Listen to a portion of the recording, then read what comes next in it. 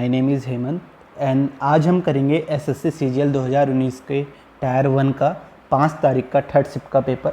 तो पहला क्वेश्चन है 2x प्लस वाई का क्यूब में x का गुणांक क्या है। तो आपको दिख रहा होगा, ठीक है। इसमें a प्लस बी का होल क्यूब लगेगा, ठीक है। इसका फॉर्मूला क्या होता है, a cube plus B cube plus thrice A square B plus thrice A B square.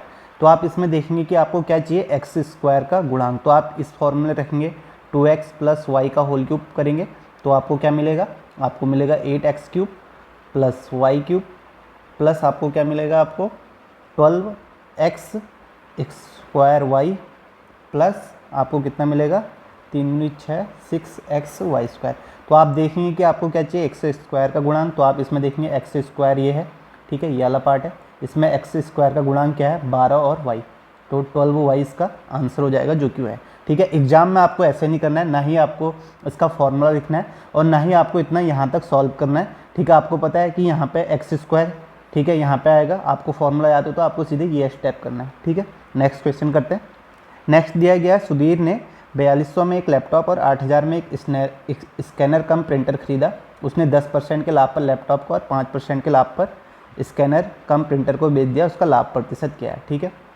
तो सुधीर है, उसने लैपटॉप 42,000 का ख़रीदा और 10% के प्रॉफिट पे बेचा, ठीक है। तो 10% का प्रॉफिट कितना हो जाएगा, 4200, ठीक है। 4200 इसमें ऐड करेंगे तो ये आपका कितना आ जाएगा, 46200, ठीक है, ये आ जाएगा। उसके बाद उसने क्या किया, स्कैनर कितने का ख़रीदा, 8000 का ख़रीदा और इसमें इसको 5% के लाभ पे, ठीक है। 5% कितना हो जाएगा, 10% 800, 5% 400, तो ये कितना हो जाएगा 8400, ठीक है। तो आप देखेंगे टोटल इसने कितने में कितने का सामान खरीदा, तो 42 और 8 कितना होगा, 50,000, ठीक है, 50,000 का।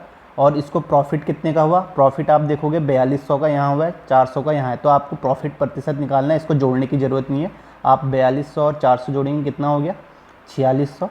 4600 का प्रॉफिट कितने में, 50,000 में। तो आपको कितने का प्रॉफिट हो जाएगा, 2 जीरो से 2 जीरो कटे, ठीक है, यहाँ कटा। और ये 46/5 कितना होगा, 5 नम 45, 5 9 सही 1/5, जो कि आपका थर्ड ऑप्शन हो जाएगा। ईजी है। नेक्स्ट क्वेश्चन करते हैं। नेक्स्ट दिया गया है, निम्नलिखित तालिका एक महाविद्यालय के विभिन्न संकायों में दाखिल हुए छात्रों की संख्या दर्शाती है और आपको क्या निकालना है, विज्ञान को छोड़कर अन्य संख्याओं में अध्ययन करने वाले छात्रों का प्रतिशत, ठीक है।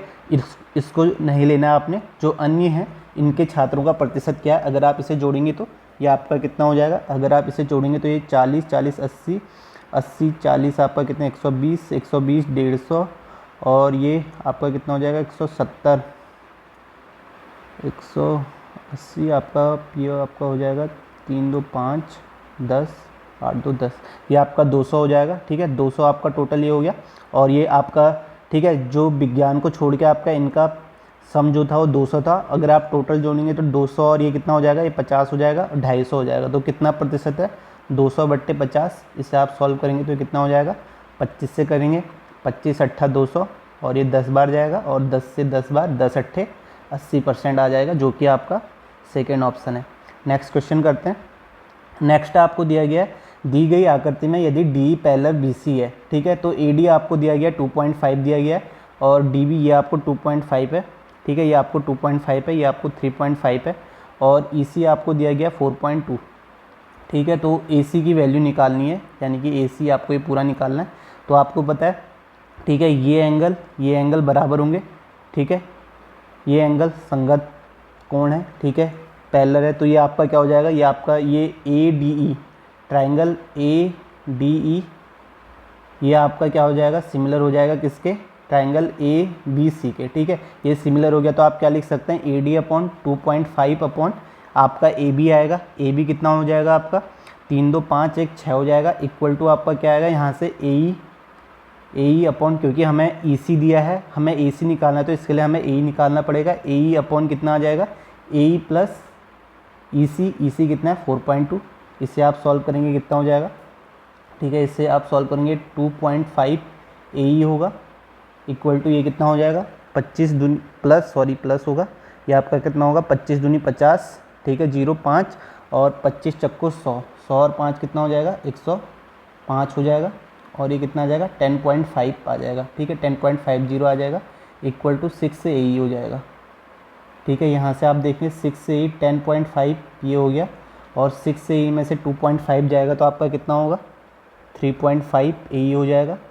और यहाँ से आप देखेंगे ए की वैल्यू कितनी आ जाएगी, ठीक है 10.5 अपॉन 3.5 ये कितना होगा 35 3। ठीक है, ए की वैल्यू आपकी कितनी आ गई 3 आ गई, तो ए 3 आ गया। और आपको निकालना क्या था ए सी, तो ए प्लस ए सी 4 3 7 7.2 हो जाएगा, जो कि आपका फोर्थ ऑप्शन है। ठीक है, इजी क्वेश्चन है। उसके बाद नेक्स्ट आप देखें आपको क्या निकालना है। आपको दिया गया है कि निम्नलिखित तालिका में 5 कर्मचारियों A B C D E के किसी एक महीने की आय रुपयों को उनके स्रोत सहित दर्शाया गया है। कितने कर्मचारियों को सभी कर्मचारियों द्वारा प्राप्त की गई औसत बकाया राशि की तुलना में अधिक बकाया राशि मिलती है। ठीक है, तो बकाया जो है, ठीक है बकाया आपका ये है।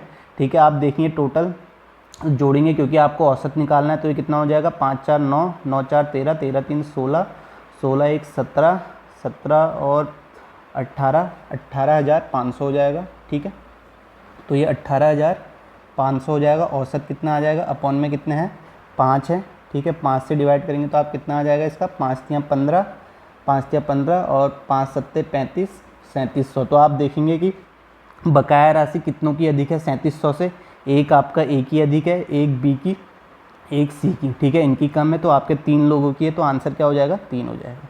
ठीक है, नेक्स्ट क्वेश्चन करते हैं।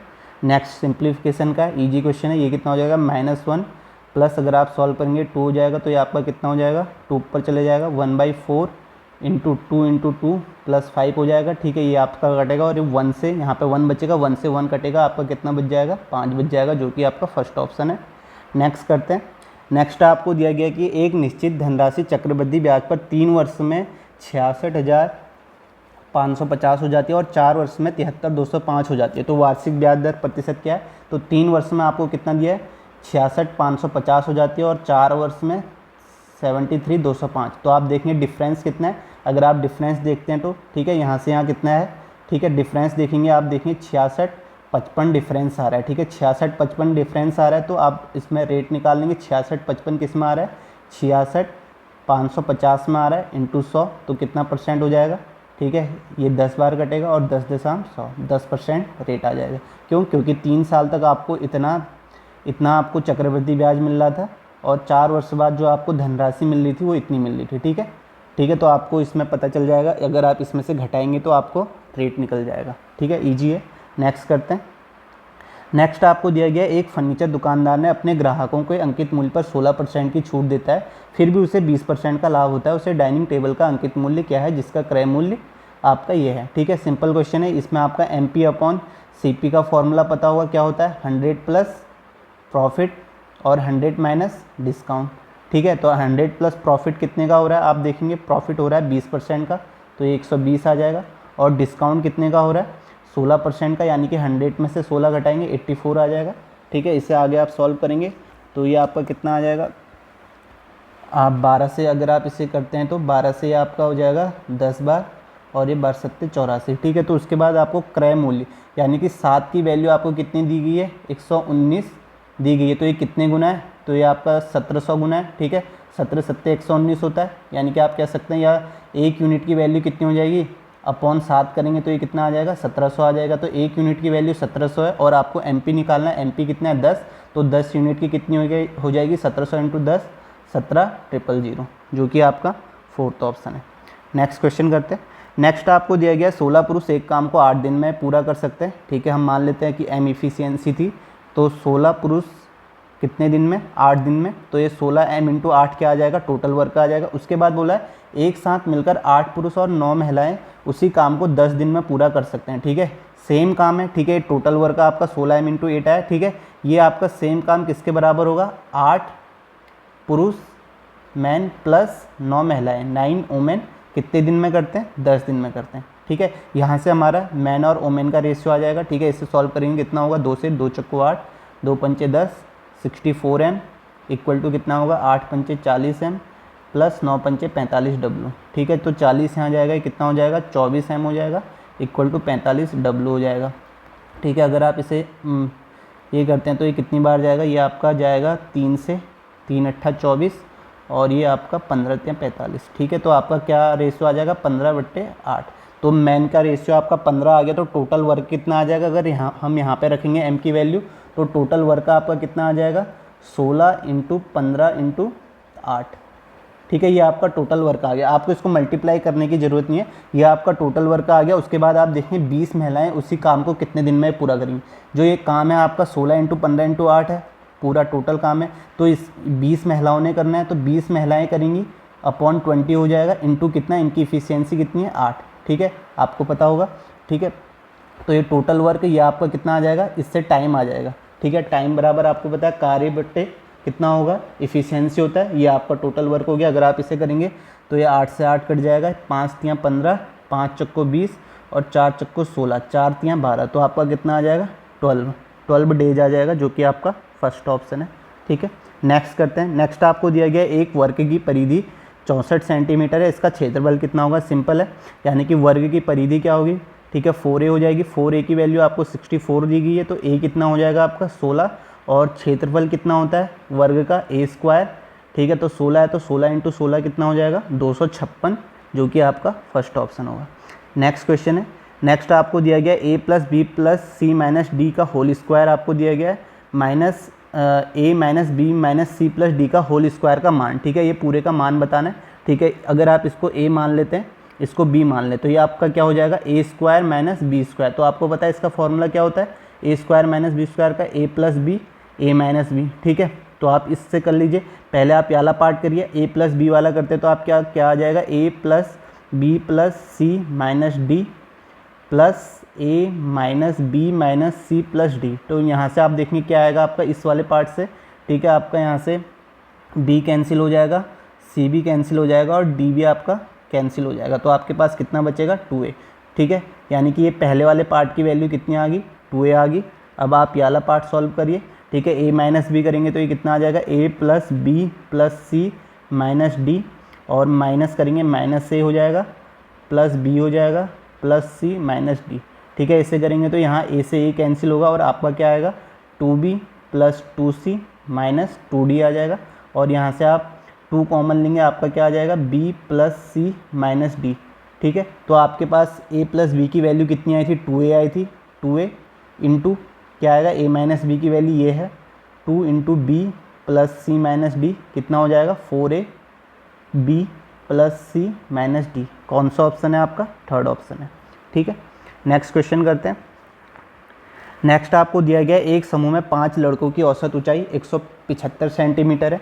एक छठा लड़का उस समूह में शामिल हो गया है और अब समूह में सभी लड़कों की औसत ऊंचाई 1 सेंटीमीटर बढ़ गई। छठे लड़के की ऊंचाई ज्ञात कीजिए, ठीक है। एक तरीका यह है, मान लीजिए सिंपल बेसिक तरीका यह है, 5 लड़कों की औसत ऊंचाई कितनी है 175, तो सम कितना हो जाएगा 5 लड़कों का, ठीक है। 5 × 175 करोगे, ठीक है, तो 5 × 175 कितना हो जाएगा आपका, ठीक है। अगर आप इसे करते हैं तो ये आपका हो जाएगा 5 × 25 25 और 2 5 7 35 35 37 आपका 3 5 875 हो जाएगा, ठीक है। उसके बाद क्या बोला, एक छठा लड़का उस समूह में शामिल हो गया और अब समूह में सभी लड़कों की औसत ऊंचाई 1 सेंटीमीटर बढ़ गई, यानी कि अब कितनी होगी 176 होगी। तो 6 लोगों का सम कितना हो जाएगा आपका 6 × 176 हो जाएगा, और ये 6 × 176 कितना आता है 1056 आता है, ठीक है। अब आपको 6 का सम पता चल गया 5 का, तो आप 1056 में से 875 घटाएंगे तो जो छठा लड़का आया था उसकी आपको हाइट पता चल जाएगी, ठीक है। आप घटा दीजिए, कितना आएगा 6 में से 5 1 आया। अगर आपने देखा यूनिट डिजिट 1 आया तो आपको आगे सॉल्व करने की ज़रूरत नहीं है, आप इस पर टिक कर सकते हैं, क्यों, क्योंकि सबकी यूनिट डिजिट अलग अलग है। फिर भी आप सॉल्व करते तो ये कितना आ जाएगा, यहाँ 15 में से 7 गया 8 आ जाएगा, और 9 में से 8 181, ठीक है। एक तरीका ये है, और एक सिंपल सा तरीका ये है, ठीक है। अगर आप देखते हैं 5 लड़कों की औसत ऊंचाई 175 सेंटीमीटर है, ठीक है, यानी कि 5 जो हैं उनकी सबकी क्या है 175 अगर हम कहें तो ये औसत क्या होगा, ठीक है, सबका बराबर ही होगा क्योंकि सबकी 175 है। उसके बाद कहते हैं कि एक छठा लड़का उस समूह में शामिल होता है और अब समूह में औसत ऊंचाई क्या हो जाती है 176 हो जाती है। तो यानी कि अगर हम कहते 175 वाला ही लड़का आया होता, यानी कि जो छठा आता है, ये 5 होते हैं 175 हैं, अगर हम कहते जो ये छठा लड़का आया ये भी 175 वाला आया तो औसत में तो चेंज नहीं होता। लेकिन इसने बोला कि एक औसत बढ़ गया है, ठीक है, तो एक बढ़ गया तो यानी कि ये लेके कितना आएगा ठीक है, ये लेके आएगा एक एक इनके हिस्से का भी लेके आएगा। अगर 176 है तो हम ये कह सकते हैं कि 176 176 176 176, ये 5 ये होगा और इसका भी 6 होगा। ठीक है, इसका भी 176 होगा, तो तभी तो ये औसत 176 आएगा। तो आप देख सकते हैं कि ये अगर, लेकिन ये 76 एक्चुअल में बढ़ेगा नहीं, क्योंकि ये एक एक्स्ट्रा आपका छठा वाला लेके आएगा। तो ये यहाँ पे 175 है, तो इसके 5 लोगों का एक्स्ट्रा ये लेके आएगा। ठीक है, 1 2 3 4 5 लोगों का एक्स्ट्रा ये लेके आएगा, तो इसमें +5 ऐड कर लेंगे, तो 176 + 5 कितना हो जाएगा, 181। ठीक है, सिंपल सा अगर ये आपको तरीका समझ में आ जाता है तो आप सीधे बिना पेन एंड कॉपी के आप इसको सॉल्व कर सकते हैं। नहीं तो बेसिक मेथड तो है ही, उस वो आपका सिंपल है, आप उससे भी कर सकते हैं अगर आपको ये समझ में नहीं आता है तो। नेक्स्ट करते हैं। नेक्स्ट आपको 10² 60 दिया गया। ठीक है, तो 10² आपका 60 कितना होता है, 1060 आपका √3 होता है, तो √3 का स्क्वायर आपका कितना हो जाएगा, 3 हो जाएगा, प्लस sin 90 कितना होता है, 1 होता है, और माइनस 1045 ये 2 हो जाएगा, और यहाँ से आपके कितना आ जाएगा, 4 आएगा, 4 2 - 2 0 आ जाएगा, जो कि आपका फर्स्ट है। नेक्स्ट करते हैं। नेक्स्ट आपको दिया गया 2 स्टेशनों ए और बी के बीच की दूरी 428 किलोमीटर है। एक ट्रेन जो है 6 AM पर स्टेशन ए से प्रस्थान करती है और 48 किलोमीटर/आवर की औसत चाल से स्टेशन बी की ओर बढ़ती है। दूसरी ट्रेन जो है 6:20 पर AM पर स्टेशन बी से प्रस्थान करती है और उसकी स्पीड जो औसत चाल है वो 55 किलोमीटर/आवर है, ए की ओर बढ़ती है। ये ट्रेनें किस समय पर आपस में मिलेंगी। ठीक है, तो आपको क्या दिया गया, ये ए और बी है। ठीक है, यहाँ से इनके बीच की दूरी 428 है, तो ये 6 बजे चलती है और ये जो चलती है वो 6:20 पे चलती है। तो ये बोला है कि ये कितने बजे एक दूसरे से आपस में मिलेंगी। तो आप देखेंगे अगर ये 6 बजे चलती है तो हम ए वाली ट्रेन को भी 20 मिनट चला देते हैं, क्योंकि इनका टाइम बराबर करना पड़ता है। ठीक है, 6:20 में हम चला देते हैं। ठीक है, अगर 6:20 में चलाएंगे तो आप 20 मिनट ये चलेगी। ठीक है, ट्रेन ये 20 मिनट कितने किलोमीटर चल देगी, तो आप देखोगे इसकी 1 घंटे में कितना चलती है, यानी कि 60 मिनट में चलती है आपका कितना, 48 किलोमीटर दिया गया है, तो 20 मिनट में कितना चलेगी। ठीक है, 48/60 × 20 कर लेंगे, तो ये कितना हो जाएगा, 20 × 60, और ये 3 × 3 3 6 18, यानी कि ये 16 किलोमीटर 20 मिनट में चल देगी। तो अब यहाँ पे 6:20 में ये भी चलेगी 6:20 में। ठीक है, दोनों का टाइम बराबर हो गया। तो आप देखेंगे जो ये आपकी डिस्टेंस होगी ये कितनी होगी, 16 किलोमीटर अगर आप घटाएंगे तो ये आपकी कितनी डिस्टेंस होगी, 412। तो अब आपके पास क्या है, डिस्टेंस है आपके पास 412। ठीक है, टाइम निकालना है। ठीक है, टाइम 412 और अपॉन क्या आएगा, रिलेटिव स्पीड। रिलेटिव स्पीड क्या है, दोनों एक दूसरे की तरफ आ रही है। ठीक है, यहाँ से ए आ रही है, यहाँ से बी आ रही है, तो रिलेटिव स्पीड क्या हो जाती है, जुड़ जाती है। तो 55 और 48 कितना होगा आपका, 55 और 48 आप जोड़ेंगे तो ये आपका कितना हो जाएगा, 103। तो यहाँ से कितने टाइम कितना आ जाएगा, ये आपका 4 बार जाएगा, 4 × 12, तो यहाँ से 4 घंटे बाद, यानी कि ये 6:20 से यहाँ से 4 घंटे बाद एक दूसरे से मिलेंगी। तो 6:20 में आप 4 घंटे जोड़ेंगे तो कितना आएगा, 10:20 AM। ठीक है, जो आपका फर्स्ट ऑप्शन है। ठीक है, नेक्स्ट क्वेश्चन करते हैं। नेक्स्ट आपको दिया गया चीनी की कीमत में 20% की वृद्धि की जाती है और चीनी की खपत में कितने प्रतिशत की कटौती की जानी चाहिए जिससे चीनी पर हुए व्यय में कोई अतिरिक्त वृद्धि ना हो। ठीक है, तो आपको पता है खपत आपको निकालनी है। ठीक है, तो आपका जो रेट है, रेट में कितना 20% की कमी की जाती है। तो 20% को क्या लिखते हैं, 1/5 लिख सकते हैं। ठीक है, तो यानी कि प्राइस जो है वो 5 से 6 हुआ। ठीक है, उसके बाद आपको खपत निकालनी है। ठीक है, कंजम्पशन निकालना है। ठीक है, तो आपका 5 से 6 हुआ तो खपत कितनी होगी। ठीक है, अगर आपको जो व्यय है वो एक्सपेंडिचर बराबर करना है तो खपत जो होगी वो 6 से 5 होगी, तभी तो एक्सपेंडिचर बराबर होगा, यानी कि 6×5 = 30 और 6×5 = 30। ठीक है, ये बराबर होगा। ठीक है, आपको पता है एक्सपेंडिचर इक्वल टू क्या होता है, P × C, यानी कि प्राइस इंटू कंजम्पशन होता है, इसलिए मैंने यहाँ पे मल्टीप्लाई किया है। तो ये बराबर होगा, यानी कि आपने देखा जो इसमें इसके खपत में कमी की गई है वो कितनी की गई है, 1 की कमी की गई है, 6 से 5 हो गया। ठीक है, यानी कि 1 की कमी 6 पे, तो कितना आपका कितना प्रतिशत हो जाएगा यार, 16 सही 2/3% हो जाएगा। ठीक है, समझ में आ गया होगा, सिंपल क्वेश्चन है। ठीक है, उसके बाद आपको दिया गया आकृति में केंद्र P और Q वाले 2 वृत्त बाह्य बिंदु R पर स्पर्श करते हैं। स्पर्श रेखा AT और BT आपको दी गई है। उभयनिष्ठ स्पर्श रेखा TR पर बिंदु T पर मिलती है। ठीक है, T पर मिलती है। यदि AP आपको दिया गया 6, ठीक है, ये 6 दिया गया और पीटी आपको दिया गया है 10, यानी कि ये पीटी आपको 10 दिया गया है, ठीक है पीटी। तो बीटी की लंबाई तो हम कैसे निकालेंगे, ठीक है, ये आपको पता है ये आपका 90 डिग्री का एंगल होता है। तो यहाँ पर पाइथागोरस प्रमेय लगाएंगे तो ये 6 10 आपका कितना आ जाएगा, ठीक है, ये 6 10 ये आपका 8 आ जाएगा, ठीक है। पाइथागोरस प्रमेय लगाएंगे तो ये वैसे भी आपका ट्रिपलेट होता है, 3 4 5 होता है, इसका दुगना किया गया है, ठीक है, 3 दूनी 6 8 10, ठीक है। तो ये आपका कितना हो जाएगा 8 आपका ये हो जाएगा। तो AT की लेंथ आपकी 8 आ गई, तो AT 8 है, तो ये TR जो होगा ये भी आपकी स्पर्श रेखा है, ठीक है, ये स्पर्श रेखा है तो ये भी 8 होगा, TR 8 होगा। तो आप इस वाले वृत्त में देखेंगे, ठीक है, ये वाले वृत्त में देखेंगे कि इसकी स्पर्श रेखा TR और TB है, तो ये भी आपका 8 होगा, ठीक है। समझ में आ गया क्यों, क्योंकि स्पर्श रेखा बराबर होती है, ठीक है। यहाँ पर आप ये भी देख सकते हैं, अगर आप ये स्पर्श रेखा है अगर इसे मिलाते हैं तो ये भी आपका 6 होगा, यहाँ पर भी आपका 90 डिग्री का बनता है, यहाँ से भी 6 10 से आप ये 8 निकाल सकते हैं AT की वैल्यू, ठीक है। समझ में आ गया होगा आपका, सिंपल क्वेश्चन है। नेक्स्ट करते हैं। नेक्स्ट आपको दिया गया tan theta minus cot theta equal to cosec theta, और आपको 2 tan theta minus cos theta upon √3 cot theta plus sec theta का मान बताना है, ठीक है। यहाँ पे हम क्या करते हैं, थीटा की वैल्यू पुट करते हैं। अगर हम यहाँ पे थीटा की वैल्यू क्या पुट करते हैं, अगर हम थीटा की वैल्यू यहाँ पे 60 पुट करके देखते हैं, ठीक है, हमें अगर ये कंडीशन सेटिस्फाई हो जाती है तो हम थीटा की वैल्यू वही यहाँ भी रखेंगे। अगर 60 रखते हैं तो tan थीटा कितना होता है, tan थीटा आपका tan 60 आपका कितना होता है √3 होता है, ठीक है, और माइनस cot 60 कितना होता है, cot 60 1/√3 होता है, ठीक है। ये कितना आ जाएगा इक्वल टू cosec 60 कितना होता है 2/√3 होता है।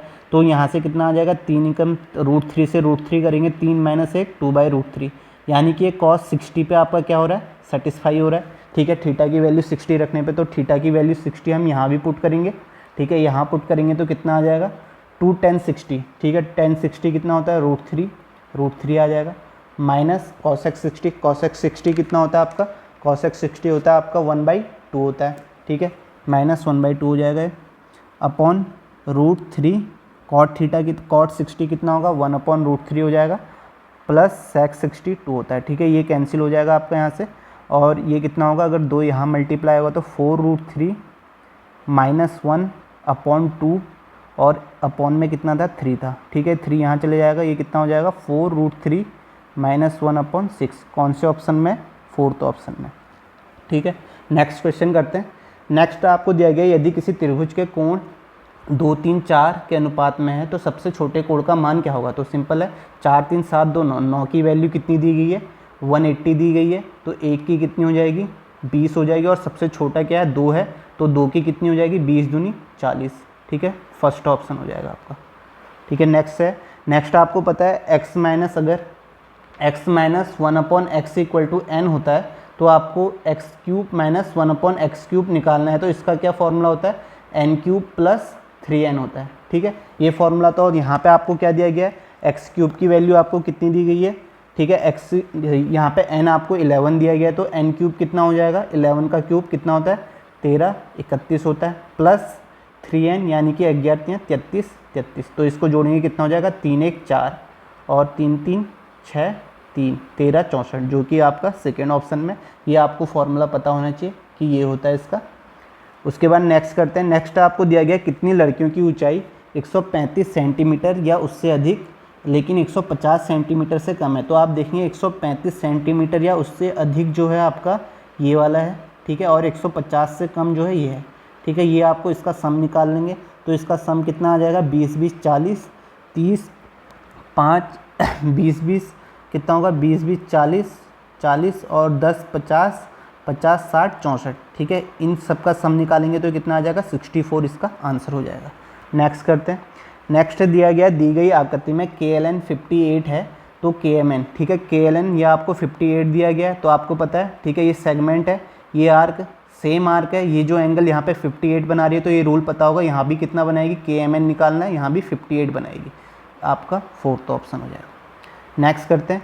नेक्स्ट आपको दिया गया cos 0 cos 30 cos 45 cos 60 cos 90 का मान। आपको पता है cos 90 कितना होता है, cos 90 आपका 0 होता है, तो पूरा मल्टीप्लाई है तो 0 हो जाएगा इसका। नेक्स्ट करते हैं। नेक्स्ट आपको दिया गया एक निश्चित राशि सुनीता अमित और विभा के बीच 2 3 4 के अनुपात में बांटी जाती है। यदि विभा को कितने मिलते हैं, 14,416 मिलते हैं। तो कुल राशि यानी कि विभा कौन सी है, थर्ड है, यानी कि 4 की वैल्यू आपको कितनी दी गई है, 14,416। तो आपको कितने की निकालनी है, 4 3 7 2 9 की। तो ये कितना हो जाएगा, 4 × 9 हो जाएगा। अगर आप इसे 4 से काटते हैं तो ये कितना हो जाएगा, 4 3 12 और 2 4 6 24, 0 4 चक्को 16 × 9, ठीक है। मल्टीप्लाई करेंगे तो 9 चक्को 36, 6 आ रहा है, ठीक है। आप देखेंगे यूनिट डिजिट देखनी है, ठीक है। मैं आपको पहले से बताते आ रहा हूँ। तो यूनिट डिजिट 6 किसके लास्ट में, इसी के लास्ट में। तो आपका ये आंसर हो जाएगा, आपको आगे मल्टीप्लाई नहीं करना है, ठीक है। फिर भी अगर आप चेक करना चाहते हैं तो आप मल्टीप्लाई करके देखेंगे, आपका इतना ही आंसर आएगा। नेक्स्ट क्वेश्चन करते हैं। नेक्स्ट आपको दिया गया है कितने परिवारों का मासिक वेतन 40,000 से कम है, ठीक है। 40,000 से कम वाले कौन से, 9 ये हैं। तो आप देखेंगे कितना हो जाएगा, 12 और 9 कितना होता है, 21, 21 और 6 27, आपका पहला ऑप्शन हो जाएगा, ठीक है, 40,000 से कम। नेक्स्ट देखेंगे, नेक्स्ट आपको बताना है 146 स्टार 48 में जो स्टार के स्थान पर वह सबसे बड़ी कौन सी संख्या होनी चाहिए जिससे कि प्राप्त संख्या 8 से विभाज्य। तो आपको पता है 8 से विभाज्यता का नियम क्या होता है, यानी कि डिविजिबिलिटी, लास्ट के 3 डिजिट जो होनी चाहिए वो 8 से डिविजिबल होनी चाहिए, ठीक है। तो हम लास्ट के 3 डिजिट उठा लेते हैं, स्टार 4 8। तो यहाँ पे सबसे बड़ी संख्या चाहिए, तो हम ऑप्शन देखेंगे, ऑप्शन से ही रखेंगे। सबसे बड़ी संख्या अगर 9 रखते हैं तो आपका 948 हो जाएगा। अगर इसे 8 से डिविजिबल करते हैं तो ये आपका डिवाइड नहीं होगा, 8 एकम 8 हो जाएगा, 1 8 एकम 8। आप देखिए कितना होगा, यहाँ से 6 होगा। तो ये आपका डिविजिबल नहीं हो रहा है पूरी बार। उसके बाद आप क्या रखेंगे, सबसे बड़ी संख्या 8 रखेंगे। अगर आप स्टार की जगह 8 4 8 रखते हैं तो आप इसे 8 से डिवाइड करेंगे तो डिवाइड हो जाएगा, 8 एकम 8, ठीक है। और ये 1 0 8 6 48, ठीक है, ये डिवाइड हो गया। तो आपका क्या आंसर होगा, 8 आंसर होगा, ठीक है। तो यहीं पर ये पेपर ख़त्म होता है। इसके बाद हम इसकी नेक्स्ट शिफ्ट करेंगे, यानी कि नेक्स्ट डे की 6 तारीख की। तो अगर आपको ये पसंद आ रहा है तो आप इसे लाइक करिए, शेयर करिए, सब्सक्राइब करिए चैनल को। Thank you so much.